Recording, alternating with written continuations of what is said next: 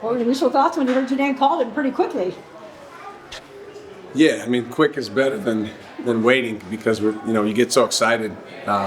This is a date that, as a basketball player or a basketball coach, you have circled on your calendar way before the season even starts, and it's something like 18% of teams, Division I teams, end up playing in the NCAA tournament. So we don't take for granted even being in the NCAA tournament.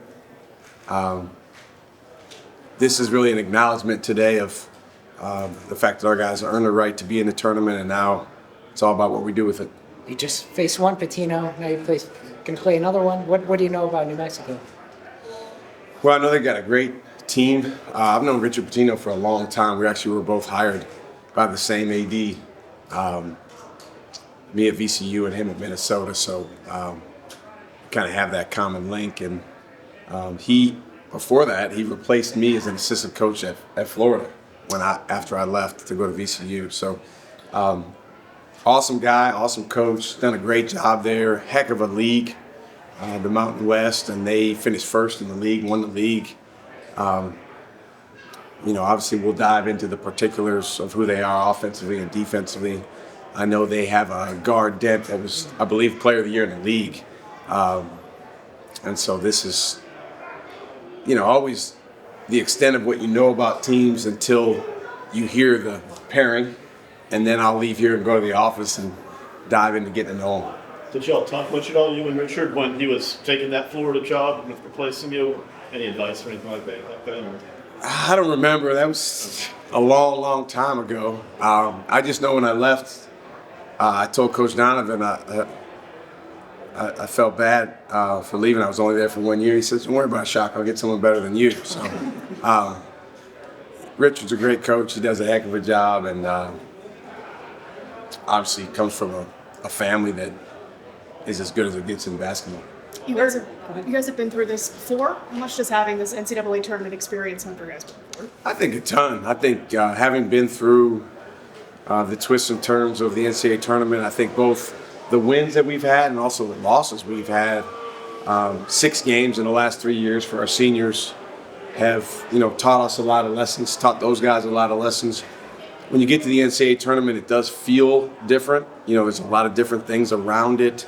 And so I think being able to normalize that feeling and understand that we've been here before is a powerful thing. At the end of the day, though, it still comes down to trying to be the best version of yourselves as a team and individually out there on the court.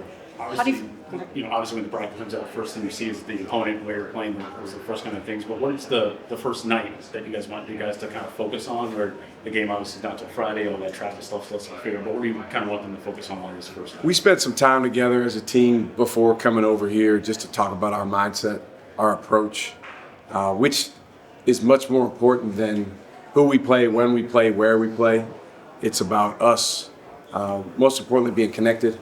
The things that go into us being our best culturally. We have some time now because we don't play until Friday. So, I think it's a lead up to the game where you want to build your way up to being ready to be your best on Friday afternoon or Friday evening, whatever time the game is. How do you feel about playing in Cleveland? It's not Milwaukee, but I mean, for your fans, that's within driving distance. Yeah, I mean, I always, at the very beginning of the season, make a vision board with the NCAA tournament sites. And this year there was only 7 first and second round sites that were a possibility because obviously we weren't going to be sent to Fiserv. Noticed right away Cleveland was the closest. I used to live in Akron. My wife's from Akron, so I know Northeast Ohio pretty well. And,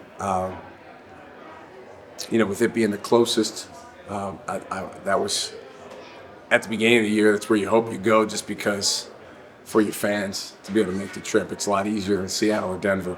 Now that you guys are a couple of days removed from that Big East game against St. John's, what did you learn about the run there for your team, and what lessons do you take from that? Well, we played 33 games this year, 2 in the conference tournament, 31 regular season games. That was the first time we played back-to-back games because we didn't play in an MTE where there was 2-3 games in a row. I thought our guys showed incredible resolve and toughness coming back to win the Xavier game. They're a high-level team. I hope their name gets called today. And, you know, I thought we started the St. John's game with really good fight and connectivity.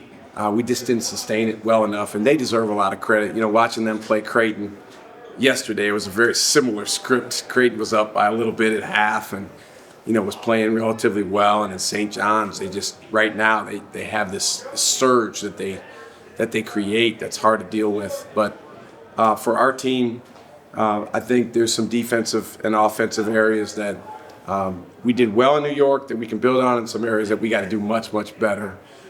So like every other games, we'll learn from those.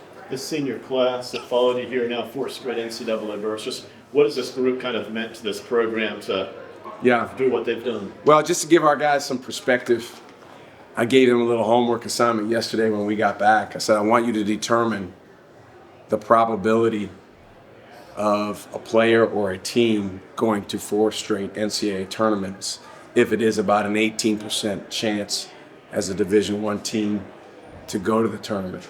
And so today, and Royce can tell you, most of the guys came back with the right answer. It's a very, very low probability. And that's what Stevie Mitchell and David Joplin, Cam Jones and Cam Brown have created here the last 4 years, along with their teammates. We don't take that for granted. But at the same time, what today creates and presents is an opportunity. You know, we're not just happy to be in the tournament. We want to do something with our opportunity. And really looking forward to this week.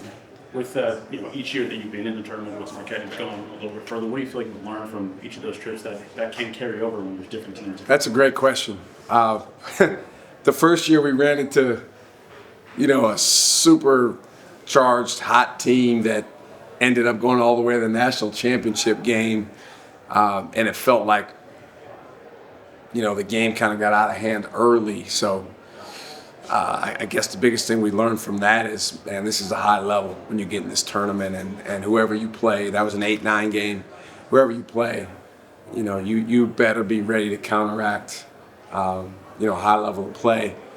You know, then the next 2 years we were a 2 seed, and you learn very quickly that the seed not going to win you the game.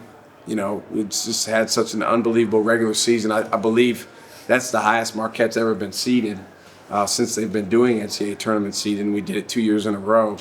But I thought, you know, when we were truly lost in the moment and in the fight, we played really, really well. The Colorado game was probably the best example of that. And then, you know, you can run into a team that's playing at a high level with a ton of confidence, that has a ton of experience, like we did in NC State. And, man, again, you better be at your very, very best to even have a chance to counteract that. So a lot of lessons. I think we can take just as much from the losses as the wins in the last 3 years. And that'll be something that we'll talk a lot about this week.